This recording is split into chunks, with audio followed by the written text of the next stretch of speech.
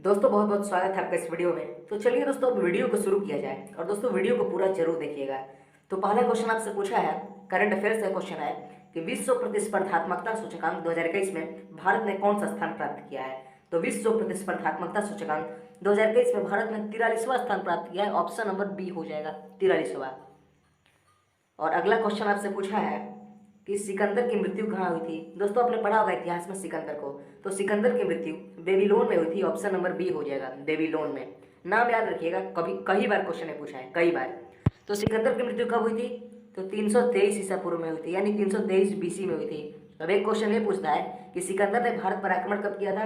तो सिकंदर ने भारत पर आक्रमण किया था 326 ईसा पूर्व में, यानी 326 बीसी में। चलिए आगे देखिए, अगला क्वेश्चन पूछा है सुप्रीम कोर्ट के मुख्य न्यायाधीश का सेवानिवृत्त होने की आयु क्या है। तो पहले आप समझिए सेवानिवृत्त क्या होता है। सेवानिवृत्त का मतलब होता है रिटायरमेंट। यानी आपसे ये पूछा है कि सुप्रीम कोर्ट के मुख्य न्यायाधीश कितने वर्ष की आयु में रिटायर होंगे। तो 65 वर्ष की आयु में। ऑप्शन नंबर सी हो जाएगा 65 वर्ष। अब पॉइंट याद रखिएगा, क्वेश्चन आपसे पूछेगा वर्तमान में सुप्रीम कोर्ट के मुख्य न्यायाधीश कौन है। तो सीवी रमणा है।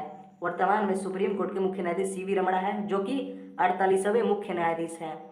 तो पूछेगा कि सीवी रमणा जो कि वर्तमान में सुप्रीम कोर्ट के मुख्य न्यायाधीश है, किस नंबर के न्यायाधीश हैं। तो भारत के 48वें न्यायाधीश हैं, जो कि वर्तमान में मौजूद है, सीवी रमणा। याद रखिएगा। चलिए आगे, अगला क्वेश्चन आपसे पूछा है कि अंकुर योजना किस राज्य से संबंधित है। देखिए क्वेश्चन करंट अफेयर्स का है, इंपॉर्टेंट है। तो अंकुर योजना मध्य प्रदेश से संबंधित है। ऑप्शन नंबर डी हो जाएगा मध्य प्रदेश। अगला क्वेश्चन आपसे पूछा है कि शुद्ध चीनी में कौन सा तत्व मौजूद रहता है। देखिए क्वेश्चन में थोड़ा सा फॉल्ट है। क्वेश्चन में ये होना चाहिए कि शुद्ध चीनी में कौन सा तत्व मौजूद नहीं रहता है। आप समझिएगा, नहीं, शुद्ध चीनी में कौन सा तत्व मौजूद नहीं रहता है। तो देखिए कार्बन भी होता है, हाइड्रोजन भी होता है और ऑक्सीजन भी होता है, लेकिन नाइट्रोजन नहीं रहता है। ऑप्शन नंबर सी हो जाएगा। अब आप इसका फॉर्मूला जरा देखिए शुद्ध चीनी का, C12H22 और O11। तो आप समझिए सी से कार्बन भी होता है, एच मतलब हाइड्रोजन भी होता है और O मतलब ऑक्सीजन भी होता है। तो क्या मौजूद नहीं रहता है। तो नाइट्रोजन। ऑप्शन नंबर सी हो जाएगा। फॉर्मूला ध्यान रखिएगा, डायरेक्टली एग्जाम में उठा के पूछा है कि चीनी का फॉर्मूला इनमें से कौन सा है। तो डेटा याद रखिएगा, C12H22O11। चलिए आगे, अगला क्वेश्चन आपसे पूछा है कि गंगा नदी किस राज्य से निकलती है। तो गंगा नदी उत्तराखंड राज्य से निकलती है। ऑप्शन नंबर ए हो जाएगा। आपसे जगह का डायरेक्टली नाम पूछा है कि कहाँ से। तो उत्तराखंड राज्य के गंगोत्री नामक स्थान से, यानी गोमुख या फिर गंगोत्री नामक स्थान से गंगा नदी निकलती है। अब गंगा नदी निकलती है गंगोत्री से, कहाँ गिरती है, कई बार पूछा है। तो बंगाल की खाड़ी में गंगा नदी गिरती है, बंगाल की खाड़ी में। पॉइंट याद रखिएगा। और गंगा नदी की लंबाई लगभग 2510 किलोमीटर माना जाता है कि है गंगा नदी की लंबाई 2510 किलोमीटर। और गंगा नदी को पवित्र नदी भी कहा जाता है। ये भी पॉइंट याद रखिएगा। कुछ पॉइंट्स है जो इंपॉर्टेंट है, याद रखिएगा। अगला क्वेश्चन आपसे पूछा है कि सूर्य में मुख्यतः कौन सी गैस पाई जाती है। देखिए मुख्यतः तो सूर्य में से तो हाइड्रोजन भी पाया जाता है और हीलियम भी अच्छे मात्रा में पाया जाता है। तो उत्तर सी हो जाएगा, यानी ये दोनों। अब डायरेक्टली आपसे पूछा है कि हाइड्रोजन सूर्य में कितना परसेंट पाया जाता है। तो लगभग 70%। लगभग 70% हाइड्रोजन जो है वो सूर्य में पाया जाता है। डेटा याद रखिएगा। और हीलियम भी अच्छी खासी मात्रा में, यानी लगभग 22 से 25% मात्रा में हीलियम भी पाया जाता है। चलिए आगे, अगला क्वेश्चन आपसे पूछा है कि तारों का रंग किस पर निर्भर करता है। तो तारों का जो रंग है वो तापमान पर निर्भर करता है, यानी टेम्परेचर, तापमान पर। ऑप्शन नंबर बी हो जाएगा। अगला क्वेश्चन आपसे पूछा है, इंपॉर्टेंट है, कि संयुक्त राष्ट्र संघ की स्थापना कब हुई थी। तो संयुक्त राष्ट्र संघ की स्थापना 1945 ईस्वी में हुआ था। ऑप्शन नंबर डी हो जाएगा। डेट आपको याद रखना है 24 अक्टूबर। संयुक्त राष्ट्र संघ की स्थापना 24 अक्टूबर 1945 को हुई थी। यही कारण है कि संयुक्त राष्ट्र संघ दिवस 24 अक्टूबर को मनाया जाता है। अब एक क्वेश्चन ये पूछता है कि भारत संयुक्त राष्ट्र संघ का सदस्य कब बना। तो देखिए भारत संयुक्त राष्ट्र संघ का सदस्य 1945 में ही बना था।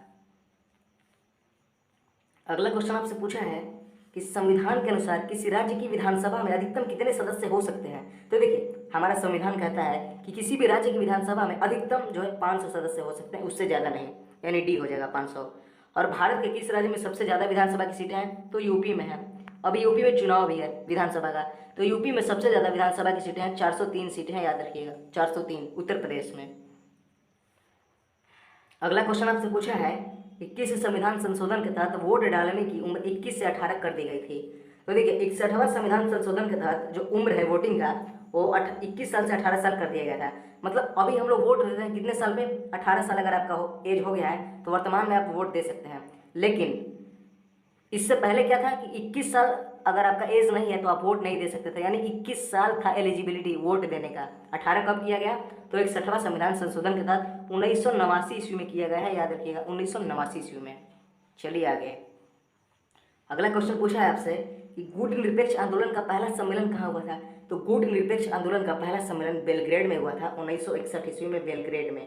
ऑप्शन नंबर डी हो जाएगा, बेलग्रेड। अगला क्वेश्चन आपसे पूछा है, देखिए करंट अफेयर्स का एक बार फिर से क्वेश्चन है कि नाफ्ताली बेनेट किस देश के प्रधानमंत्री हैं? देखिए हमेशा न्यूज में रहते हैं, तो नाफ्ताली बेनेट जो है इजराइल के प्रधानमंत्री हैं। ऑप्शन नंबर बी हो जाएगा। देखिए इससे पहले बेंजामिन नेतन्याहू थे इजराइल के प्रधानमंत्री, लेकिन अभी कुछ ही महीनों में नए सिफ्ट हुए हैं नाफ्ताली बेनेट, जो कि इजराइल के प्रधानमंत्री हैं, याद रखिएगा। और राजधानी की बात करें तो जेरूसलम फेमस है, जेरूसलम। जेरूसलम को पवित्र भूमि भी कहा जाता है, जेरूसलम हो जाएगा यहाँ पे, जेरूसलम को पवित्र भूमि भी कहा जाता है, याद रखिएगा। क्वेश्चन पूछा है कि पवित्र भूमि के उपनाम से किसे जानता है? तो जेरूसलम को। अगला क्वेश्चन आपसे पूछा है कि अंतर्राष्ट्रीय न्यायालय में मुख्य न्यायाधीश बनने वाले पहले भारतीय कौन थे? अंतर्राष्ट्रीय न्यायालय का मतलब इंटरनेशनल कोर्ट, तो इंटरनेशनल कोर्ट में पहले मुख्य न्यायाधीश जो है भारतीय डॉक्टर नागेंद्र सिंह है। ऑप्शन नंबर ए हो जाएगा, यानी अंतर्राष्ट्रीय न्यायालय में मुख्य न्यायाधीश बनने वाले पहले भारतीय डॉक्टर नागेंद्र सिंह थे, याद रखिएगा। और अंतर्राष्ट्रीय न्यायालय का मुख्यालय की बात करें तो हेग में पड़ता है, हेग। अगला क्वेश्चन आपसे पूछा है कि एक्स किरणों की खोज किसने की थी? तो एक्स किरणों की खोज रोंटजेन ने की थी। ऑप्शन नंबर डी हो जाएगा, रोंटजेन। अगला क्वेश्चन आपसे पूछा है कि टीपू सुल्तान की मृत्यु कहाँ हुई थी? तो टीपू सुल्तान की मृत्यु श्रीरंगपट्टनम में हुई थी। ऑप्शन नंबर डी हो जाएगा, श्रीरंगपट्टनम। 1799 ईस्वी में हुई थी, याद रखिएगा। टीपू सुल्तान की मृत्यु श्रीरंगपट्टनम में। अगला क्वेश्चन आपसे पूछा है कागज का आविष्कार किस देश में हुआ था? तो कागज का जो आविष्कार है वो हुआ था चीन में। ऑप्शन नंबर ए हो जाएगा, जी हाँ दोस्तों, चीन में। वही चीन जहां से कोरोना वायरस आया है। और अगला क्वेश्चन आपसे पूछा है, देखिए फंसाने वाला क्वेश्चन है कि राष्ट्रपति संसद के किस सदन का सदस्य होता है? तो याद रखिएगा कोई नहीं आंसर होगा, ऑप्शन नंबर डी, क्योंकि राष्ट्रपति जो है संसद का, देखिए संसद का अंग होता है राष्ट्रपति। संसद के 3 अंग हैं, लोकसभा, राज्यसभा और राष्ट्रपति। राष्ट्रपति संसद का अंग होता है, किसी भी सदन का सदस्य नहीं होता है, लोकसभा का भी नहीं और राज्यसभा का भी नहीं, याद रखिएगा। राष्ट्रपति लोकसभा और राज्यसभा में से किसी का भी सदस्य नहीं होता है, संसद का अंग होता है। चलिए आगे, अगला क्वेश्चन आपसे पूछा है कि कोयना बांध किस राज्य में स्थित है? तो जो कोयना बांध है वो महाराष्ट्र में स्थित है। ऑप्शन नंबर बी हो जाएगा, महाराष्ट्र।